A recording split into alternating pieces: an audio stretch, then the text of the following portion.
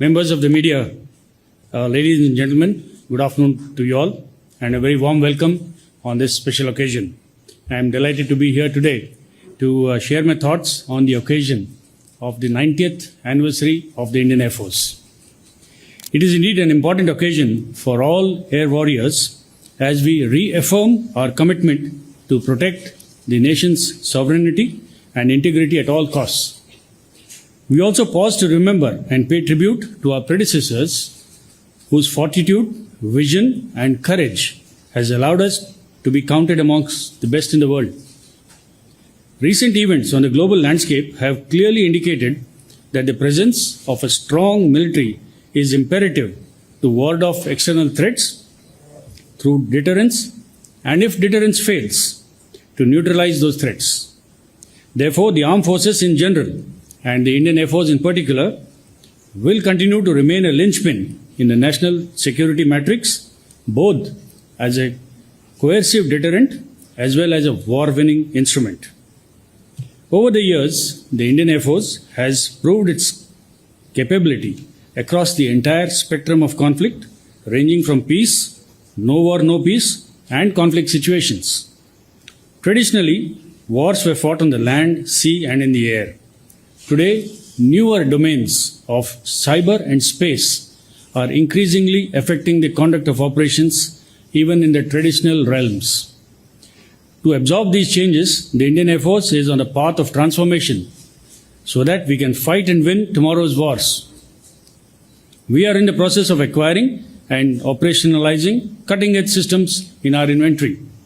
At the same time, the task of upgrading the existing inventory of aircraft, weapons, and other combat support systems continues unabated.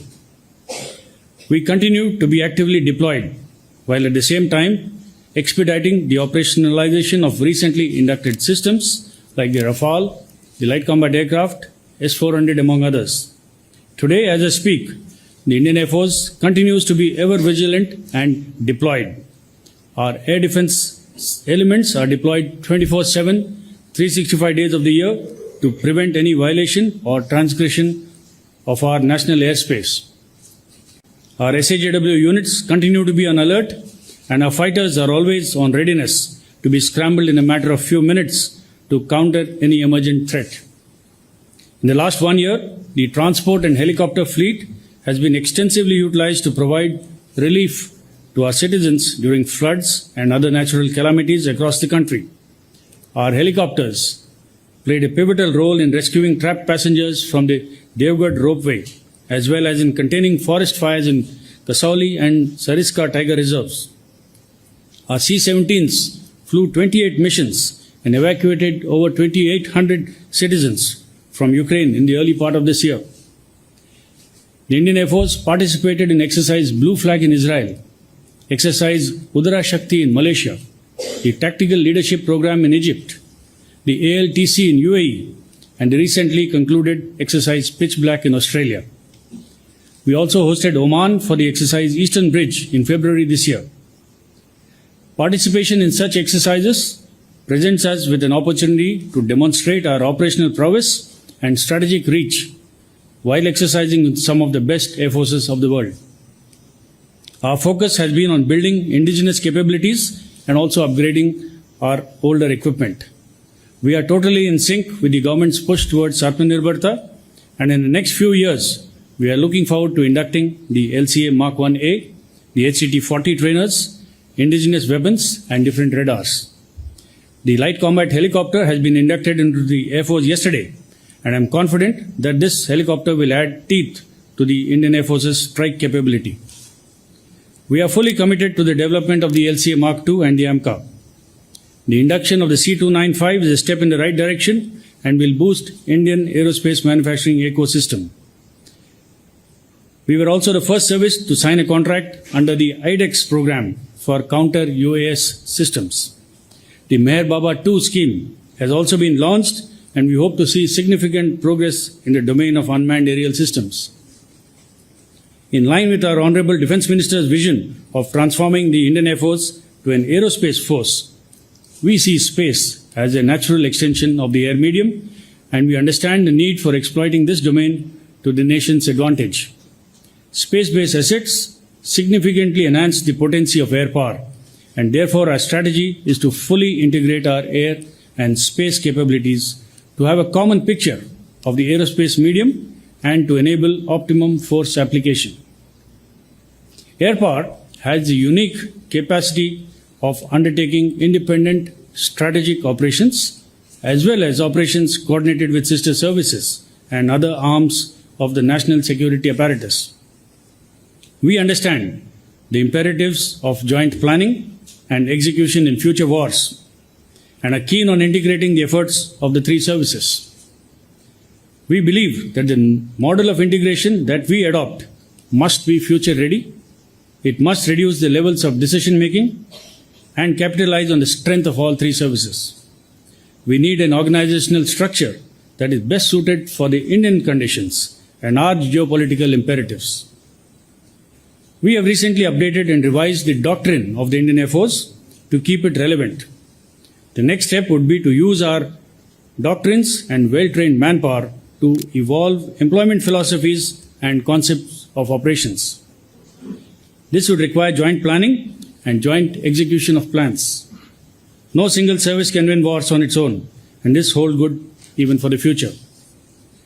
To keep pace with the technological developments in the field of aviation, the training pattern, curriculum, and methodology has been made modern, innovative, flexible, and disruptive.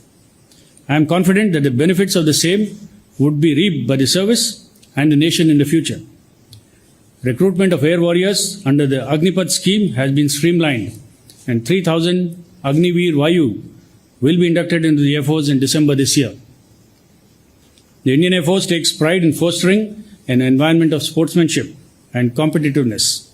Our sportsmen proved the mettle once again by bagging 3 medals in the Commonwealth Games 22 held in Birmingham. We as an organization are gender agnostic and recognize merit and performance above everything else. A high ratio of women officers in the Indian Air Force is testimony to our commitment in providing equal opportunity and level playing field for every individual irrespective of gender. These officers have proved themselves on every occasion, and it is a matter of pride that one of our women helicopter pilots has recently been conferred with the Vayu Sena Medal Gallantry for her contribution to disaster relief operations during the flash floods in Madhya Pradesh. Induction of female Agniveers is also planned next year. I feel it is an opportune time for us to transform this service into a modern, future-ready, and technologically superior aerospace power by the time we celebrate our centenary 10 years from now. I am sure all air warriors will put their best foot forward in that direction. I also exhort all stakeholders, especially the DPSUs, private industries, MSMEs, to continue providing unflinching support to enable this transformation. As we reaffirm our commitment and resolve to safeguard our nation's sovereignty, I take this opportunity on behalf of all air warriors to express my gratitude to the nation for the trust, confidence, and support entrusted in the Indian Air Force. Thank you and Jai Hind. Thank you very much, sir. Before we begin with the question and answer session, I'll just lay down the ground rules. Please ask only one question at a time. And in case I find that a question has been already answered, I'll seek permission from the Chief to move on to the next question, unless he would like to add on or to the answer. We'll start with Ms. Shivani from Times Now. I would request the photographers to kindly leave the pathway free for the movement of the microphones. Good afternoon, sir. I'm Shivani from Times Now. My question pertains to the present condition along the line of actual control. And there have been incidents where we've seen the Chinese Air Force has tried to come very close to the Indian territory, the Indian side. So how the Indian Air Force has been reacting and controlling this attempt? And is there any impact of the disengagement that's happening on the assets that are deployed along the LAC? Okay, you are aware that the disengagement has taken place at certain areas along the LAC. However, we keep monitoring the situation as far as the PLA Air Force goes. And you are aware that the infrastructure development continues to take place at a rapid pace across the LAC, particularly in the eastern Ladakh sector. As regards to the recent air violations or incursions or increased air activity by the Chinese, we continuously monitor it by continuously enhancing our air defense efforts there. We have increased the presence of radars and SHW systems. We have networked them into our IACCS network, and appropriate non-escalatory air defense measures are taken, always on time. I think we have been able to signal our intent and signal our state of readiness with the actions that we have taken so far. Mr. Manish Kumar Jha.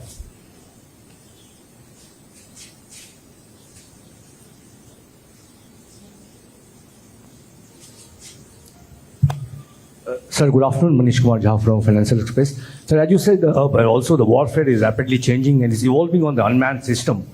And you talked a lot about the future aspect of building, how the Indian Air Force is geared to embrace such challenges. And also in the same lines, sir, there are so many projects being developed, say the Rustam 2, Ghatak, and this is for the Indian Air Force. So where do you see all such projects unfolding, evolving in the future planning roadmap of yours, sir? Thank you. You rightly pointed out that the unmanned systems are the way of the future.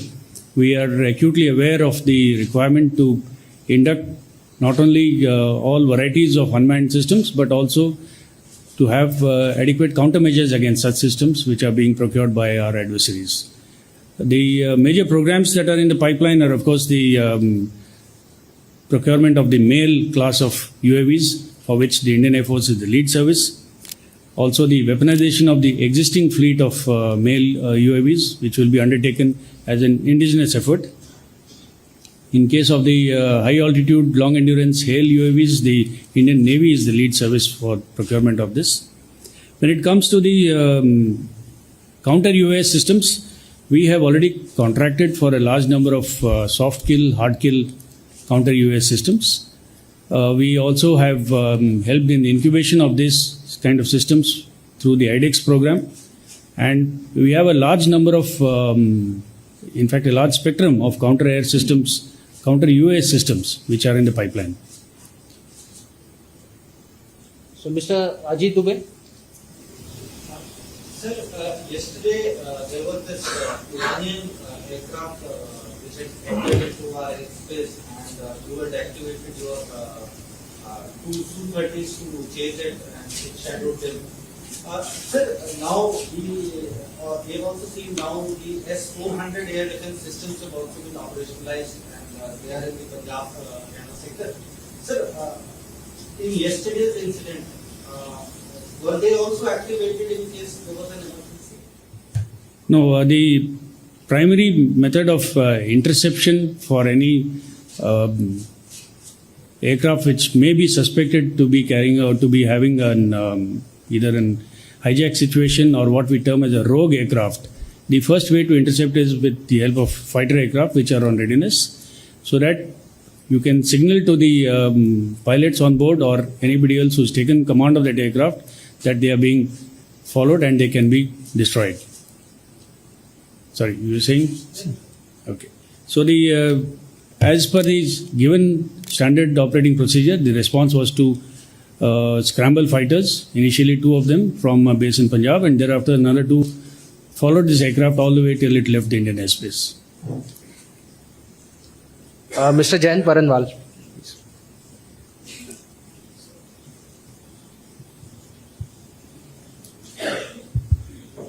Hi, sir. Good afternoon.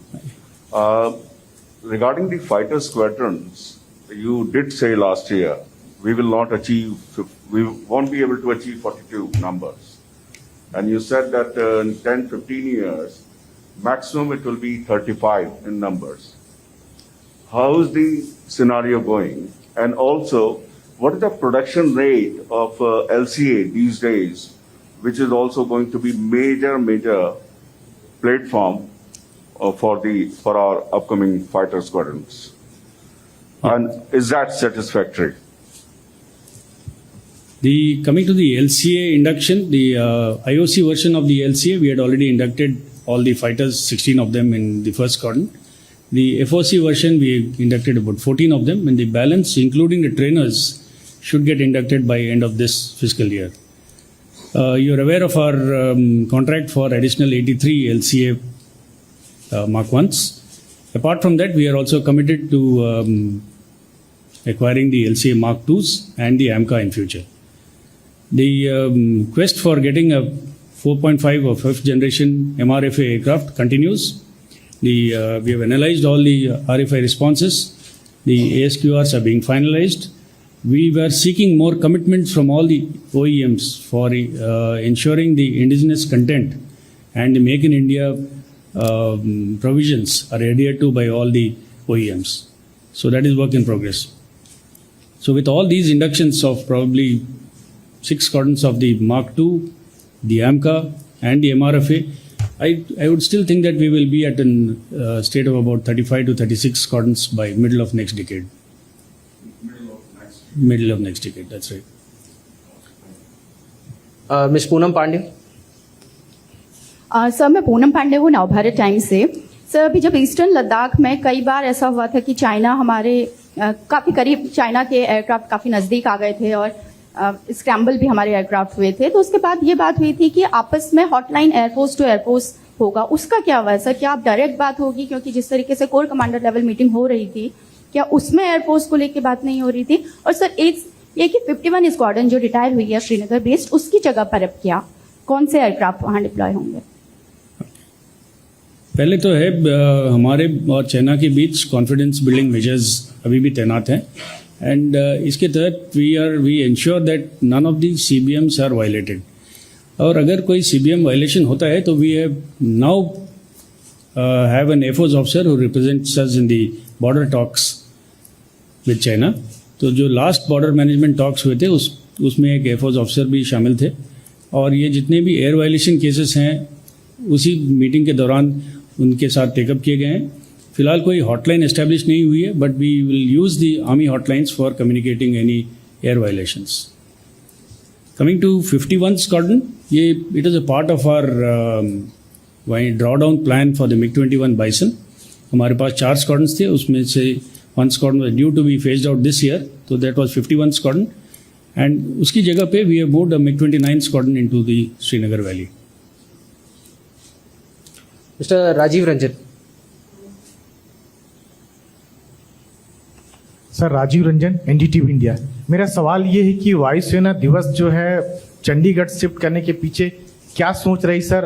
अब वायुसेना Chandigarh shift कर रहा है, army जो है पुणे जा रहा है, तो क्या हम माने कि इसी कड़ी में 26 जनवरी भी कहीं और किसी जगह जाएगा देश में परेड? देखिए, मैं एयरफोर्स डे के बारे में बात करूंगा। That is way beyond me to answer everything on the Republic Day parade. But Air Force Day decision निर्णय लिया गया है कि जो परेड और फ्लाइंग डिस्प्ले होता है, it should be taken around the country so that more people get to see the prowess of the Air Force, and it serves as an inspiration for the younger generation to opt for Air Force as a choice of for their future careers. तो इसी कारण हमने decide किया है कि हर साल air force day parade एक नए स्थान पे होगी, और इसमें काफ़ी कंसिडरेशंस है। We have to look at availability of air space, availability of nearby air bases, and also the population around which is suitable to come and witness that. So इसीलिए फर्स्ट चॉइस हमारा चंडीगढ़ था। Next year onwards we will take it to some other part of the country. We have not yet decided where it will be held next year. Mr. Ashish. Good afternoon, sir. Ashish Singh from TV9. Sir, Russia Ukraine war का impact पूरे विश्व में बहुत अलग अलग domain पर भी हुआ है, चाहे वो फ्यूल हो, इन्फ्लेशन हो, या फिर फूड हो और वेपनरी हो। क्योंकि भारत स्पेसिफिकली इंडियन एयरफोर्स की कन्वेंशनल डिपेंडेंसी एंड रिलेशन रहा है एयरफोर्स के रशियन प्लेटफॉर्म्स को लेकर, क्या उसका असर पड़ा है इंडियन एयरफोर्स के, चाहे वो एम्यूनिशन हो, प्लेटफॉर्म्स हो, मेंटेनेंस हो, उसको लेकर? और क्या इंडियन एयरफोर्स ने इस युद्ध के शुरू होने के बाद, जो कि अब भी चल रहा है, अपने प्लान्स को लेके specifically Russia Ukraine point of view supplies को लेके क्या रीओरिएंटेशन किया है अगले आने वाले कुछ महीनों और सालों के लिए? इस समय में लगभग 6 महीने हो चुके हैं रशिया यूक्रेन कॉन्फ्लिक्ट को शुरू होते हुए, और अभी तक हमें किसी भी स्पेयर्स या किसी भी कंपोनेंट्स की कमी महसूस नहीं हुई है। हमारी सप्लाईज अभी भी जारी हैं। हमने पिछले कुछ सालों में इंडिजिनाइजेशन की ओर काफ़ी बढ़ावा दिया था। हमारे जो through our base repair depots and local industry पिछले कुछ सालों से हमने लगभग 62,000 स्पेयर्स डोमेस्टिकली हम प्रोक्योर करते हैं, स्पेयर्स एंड कंपोनेंट्स। तो इसीलिए हमारी जो डिपेंडेंसी है रशिया और यूक्रेन पे दिन पे दिन घटती जा रही है। And we are confident that with the domestic industry stepping up, we will be able to overcome any shortfall in spares that we've been traditionally acquiring from Russia and Ukraine. Mr. Ajay Banerjee.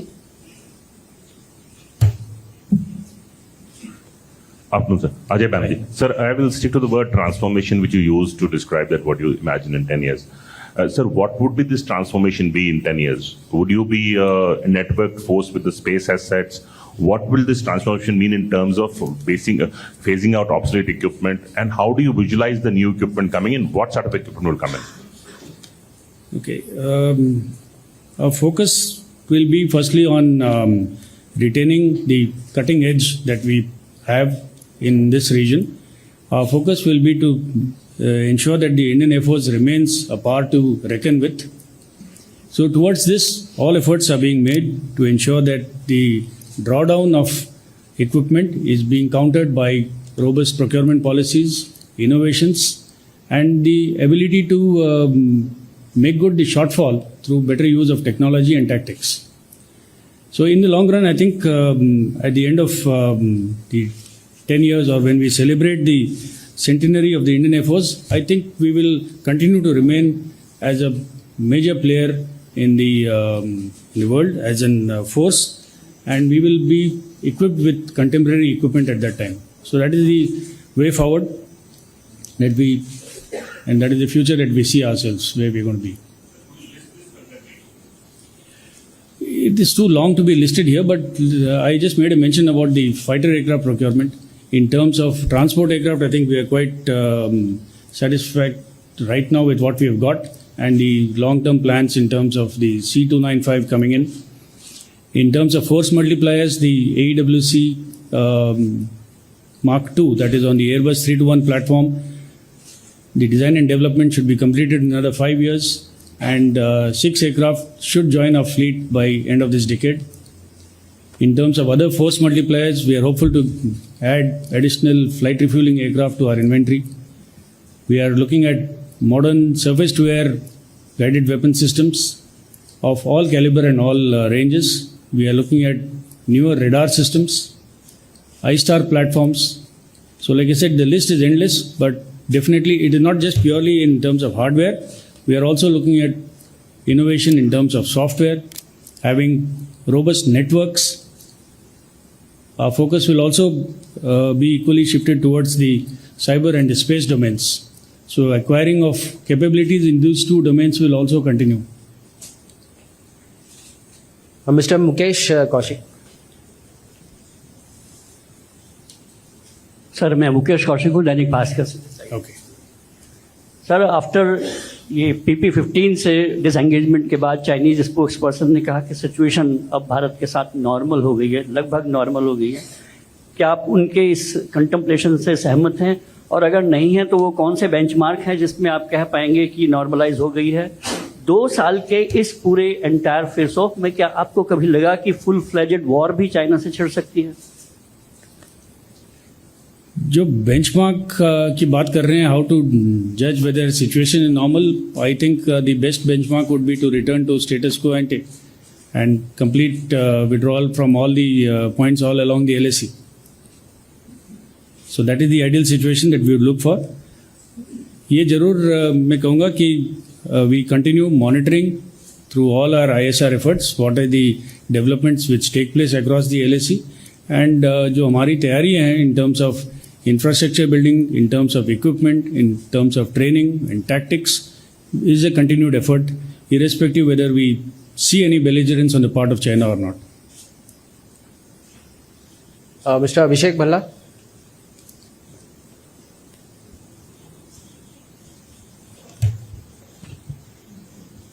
Sir, I'm Abhishek Bhalla from India Today. Sir, this is regarding the recent accidental BrahMos firing. Sir, a court of inquiry was also held. Can you share some details of the findings and also share what are the SOPs so that such incidents don't take place? Okay, I think it will not be appropriate to divulge the findings of that. Suffice it to say that an high-level inquiry was conducted. Some of the loopholes in the SOP that were found have been adequately debated at the tri-services level and have been plugged to ensure that this kind of an incident will never happen again. Mr. Angad Singh. Okay. Mr. Snehesh. Hi, sir. Snehesh from ThePrint. So this regarding the while the Russia-Ukraine war is on, a lot of faults have been found in the Russian fighter aircraft fleet. We have about 260 of the Sukhois with us. They still use the air-to-air missiles that the Bisons use. What is the upgrade program for the Sukhois and where is it stuck? How do you see this upgrade program going forward, sir? Okay, the upgrade program is work in progress. We have to continuously review and refine the SQRs for the upgraded Su-30. We have decided that this upgrade will be done indigenously with a plethora of indigenously designed weapons and airborne EW systems on board. So we are looking at upgrading 84 aircraft in the first tranche. But what we have to understand is that the design and development phase itself for any new system like this would take a finite time, maybe 4 to 5 years. And thereafter, the actual modification and the work on the aircraft will start. So it is still some time away, but however, our plans are in progress for having a more or less and completely indigenous upgrade to the Su-30. Yeah, I think I let my Vice Chief, who's been dealing with this, answer. He's got something to add. Apart from the big upgrade which the Chief talked about, continuously for last, I would say 10 years, we have the capability of adding new weapon systems, new sensors, and that has been happening. And in fact, that's the major part. All indigenous weapon, whether it is Astra missile, BrahMos, all has been done indigenously without anybody's help. So we have the software as well as HLS hardware capability. So there is a spiral development as it is happening. And that has given us continuous upgrade to this major fleet of ours, unlike what other countries might face. So that is the main advantage with Sukhoi 30 which we have. Mr. Manas from PTI. Sir, how do you see the evolving security scenario in Afghanistan? And do you think, there is any challenge that may come from Afghanistan, the evolving situation, as well as the situation in Indo-Pacific? Do you see any role for Indian Air Force for any stabilization effort for the situation in Indo-Pacific amid China's belligerence?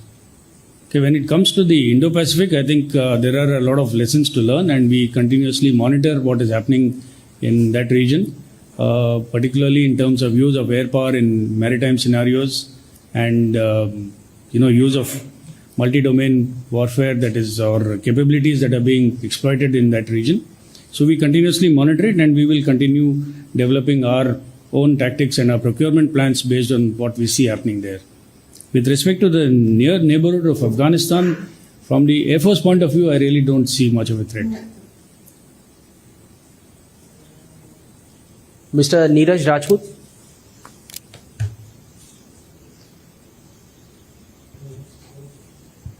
Neeraj Rajput sir, ABP news से sir. Sir अभी देश में नए CDS का appointment हुआ है, 9 महीने के बाद हुआ है, और उनके पहले मीडिया इंटरेक्शन में ही उन्होंने साफ किया कि जो भी चुनौतियां होंगी वो मिलकर हम लोग लड़ेंगे। लेकिन सर पास में हमने देखा है कि वायुसेना का रिजर्वेशन रहा है थिएटर कमांड को लेकर, तो क्या सर ये एक लंबे समय तक रह सकता है रिजर्वेशन? क्योंकि जैसा आपने कहा कि 35 to 36 स्क्वाड्रन जो है नेक्स्ट डिकेड के मिडिल तक होगी, तो तब तक क्या इंतजार करना होगा देश को थिएटर कमांड को लेकर? नहीं, पहले तो मैं I will just make the position clear. We are not opposing any process of integration or any process of having theatre commands. But we have certain reservations with respect to the structures. And 3 or 4 points which I mentioned in my opening address, कि आप चाहे किसी भी तरह का integrated structure बनाएं, 3-4 चीज़ें ध्यान में रखनी चाहिए जो हमारे लिए बहुत ज़रूरी है. Number 1, it should be future ready. When you say future ready, that structure should cater for cyber warfare, space warfare, everything taking place, not just traditional domains of warfare. Number 2, decision making chain should reduce.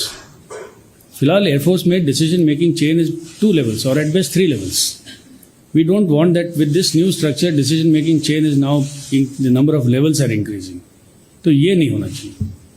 We understand that हमारे resources नहीं है कि बंटवारा हो जाए different theatres में, तो उसके लिए भी we can, the flexibility of the Air Force to operate from fixed bases and swing to either side is always there.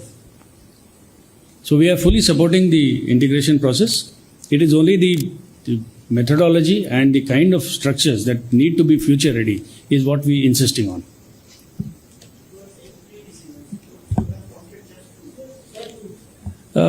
I said future ready. It should be shorter decision making, reduction in the layers of command and control, and more importantly is to synergize the core competencies. You know, each service has a doctrine. The doctrinal aspects of the Air Force in particular is what I am worried about, should not be compromised in any way by this new structure. Sangeeta ma'am.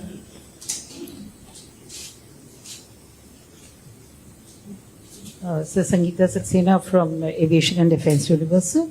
So my query is that by when do we fill in the deficit we have in the mid-air refueler section? Okay. As of now, we have a plan to procure 6 FRA aircraft, for which the RFI has been issued.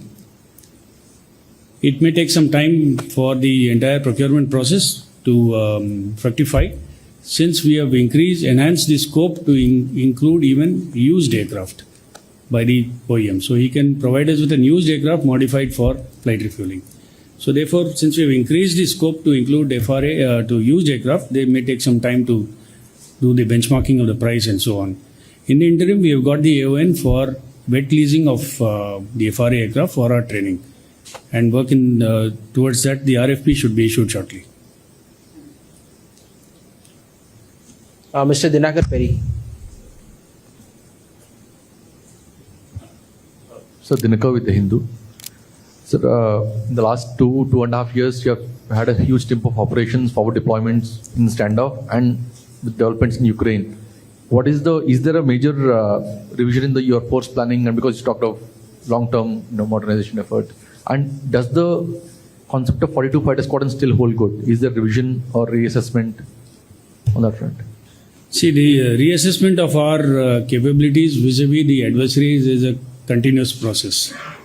And like I said, the reassessment is not purely based on bean count or on the quantitative analysis of what the adversary has. It is also a qualitative analysis. Definitely, a lot of lessons are being learned from the Russia-Ukraine war. We have we have to clearly understand that the context of use of air power in that area is completely different from what it would be in our area of operations. Keeping all these in mind, I think it is not merely the numbers that we are looking at. It is the quality, the technology that is more important to us. Ms. Suma Siddiqui. There. Sir, good afternoon. My name is Huma Siddiqui and I'm from the Financial Express. Just wanted to know, when is the next Vayu Shakti expected, or is it getting delayed because of the Russian-Ukraine war? Yeah, unfortunately, we had to call off the Vayu Shakti due to the situation that was emerging at that time. We normally plan to have one big event every year, and we alternate between the Aero India and Vayu Shakti. So, unfortunately, 22 was the time for the Vayu Shakti, and now 23, we'll have to wait and see if the dates of Aero India are finalized. Then we will take a call on when to do the Vayu Shakti. Mr. Ajay Shukla. Colonel Ajay Shukla. Sorry, sir.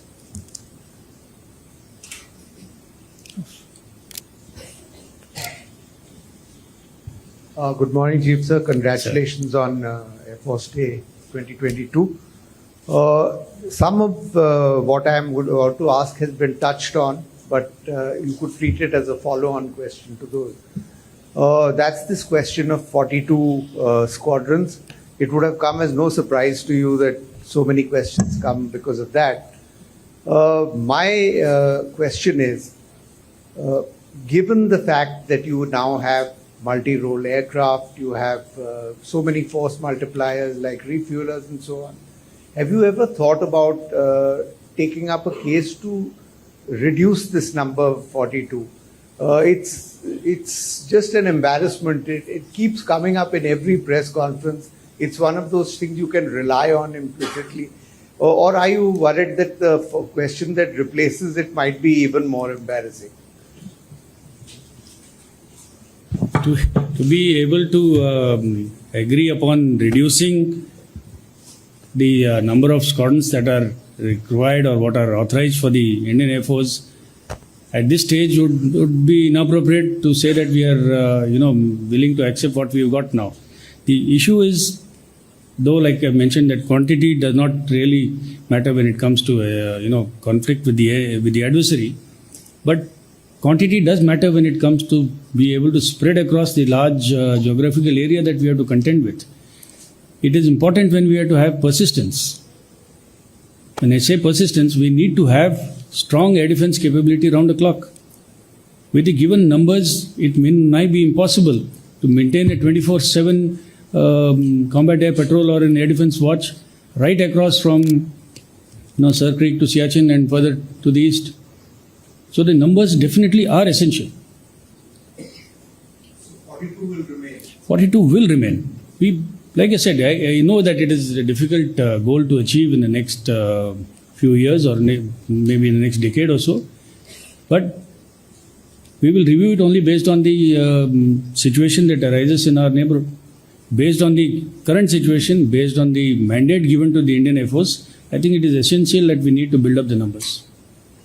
Check the numbers of Pakistan and China. Yeah. How, despite other force multipliers, the numbers, how it is increasing. We don't want to get into a escalatory thing with China. But see the numbers and the quality, everything. So we have to balance it out. And Pakistan also has been a steady increase. So we have to balance it out. Despite we will get other assets. In fact, you're right, unmanned systems will come in, there will be teaming. But so is our environment around us. It remains a little hostile, or rather more than that. So that's the balance. It's a complex situation. So numbers certainly can't be reduced. Yes, sir. Please.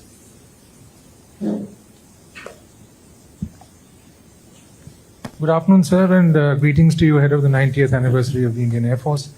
Sir, the recent appointment of the Chief of Defence Staff has been widely hailed by the military strategic community. Now, will the process of considering retired 3-star officers for appointment to 4-star, can this be extended to the appointment of all 4-star officers, including service chiefs? What is the thinking of the military leadership? What is your thinking on this, sir?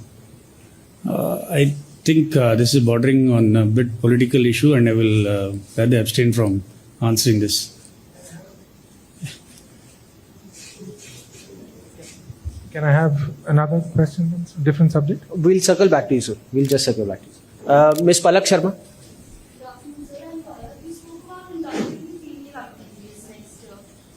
Is there a specific number you're looking at right now and roles, or is it just going to be a token for now? We are looking at around 10% initially, and we have issues with respect to the number of specific trades, and within the trades, the streams that these people can be used in. So, for example, if I have an engine fitter on, as a technician, I've got 39 fleets. So I've got 39 different, fleets to be trained on. So we are just trying to focus on which are the fleets where we can utilize them best, where we have presently the wherewithal in terms of the infrastructure, in terms of lesser requirement to move them continuously. So we will make a beginning there, and we will grow as time comes. Like I said, I think we have been the most gender agnostic for many years, and we will give full, with an open mind, we will accept them in any trade and any place. Mr. Mukesh Kaushik, you had a follow-up question, sir? Okay. I think he's waiting for lunch. So.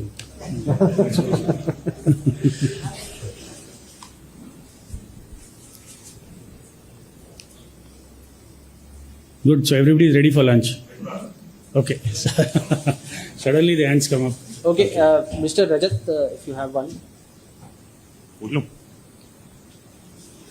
Hi, sir. Rajat, sir, a follow-on question. You have mentioned about the 42 squadrons. Sir, how serious is the threat of the depleting fighter squadron, the age of the fighter squadron, especially the Jaguar? What is the timeline for the Jaguar phase out, or the MiG-29 phase out, or the upgrade? Could you please give an update on that, sir? Okay, the first 3 squadrons that will phase out in the coming 3 years are the remaining Bison squadrons. This will be followed by the Jaguar fleet. Sometime from 2025-26 onwards, the first lot will start phasing out. And the depletion of the Jaguar fleet will continue till probably 2032 or 33. This is the time when even the upgraded Mirage and the upgraded MiG-29 fleets will start depleting on having completed their calendar life and their total technical life. So we see that the existing 5 or 6 squadrons of Jaguars, 3 squadrons of Mirages, and 3 squadrons of MiG-29s will all get number plated somewhere in the middle of next decade. Okay, we'll have one last question, Miss Kavita. Oh, sorry. Yeah, I just wanted to, Pandit from Times of India, just wanted to check what is the status of the additional 12 Sukhois and the 21 MiG-29s. They've been deferred, they've been scrapped. Yeah. No, they still remain under the deferred category. Sorry? No, it's not a question of hitting sanctions. For the 12 Sukhoi 30, the issue was the protracted debate on the indigenous content. And we had asked for some enhancement in these 12 aircraft, which may not be possible to do so now. So we'll have to fall back to the previously made ASQRs. But like I mentioned, the status of procurement remains in the deferred category. Good afternoon sir, मैं कविता जोशी हूँ, Haribhoomi newspaper. या sir, मेरा सवाल अभी जो present security challenges हमारे सामने हैं, जो सिनेरियो है डोमेस्टिक और इंटरनेशनली जो बना हुआ है, जिसमें LAC डिस्प्यूट इंडिया में चल रहा है, चाइना का एग्रेशन है इंडो पैसिफिक में, अफगानिस्तान का चैलेंज है, रशिया यूक्रेन वॉर है। इस सिचुएशन में अगर हमारे सामने 2 फ्रंट वॉर का सिचुएशन आता है, तो उसके लिए एयरफोर्स कितना प्रिपेयर है, क्या तैयारी है, कैसे निपटेंगे हम? ये आई थिंक किसी तरह मैंने ये सवाल का जवाब दिया है अभी कि we are always prepared for any contingency to the best of our ability. We will wherever we run, जहाँ पे भी कमी महसूस होती है हमारी इक्विपमेंट की या नंबर्स की, उसकी भरपाई हम करते हैं through better training and better tactics. और अभी हमारा ध्यान इस तरफ शिफ्ट हो रहा है कि कोई भी ऑपरेशन फिलहाल जो होगा, any conflict will be in more domains than the traditional domains. तो फोकस हमारा साइबर और स्पेस डोमेन की तरफ भी जा रहा है अभी, एंड उसमें हमारी क्षमता बढ़ाने की हर कोशिश जारी है। Thank you very much, ladies and gentlemen. Okay, we'll take one last.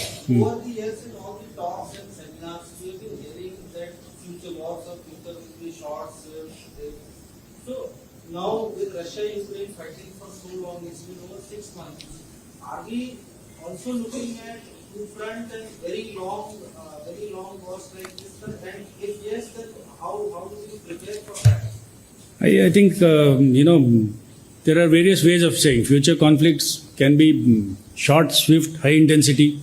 They can be protracted, low intensity, probably what we are seeing, or they could be protracted with varying intensities depending on the global situation at that time.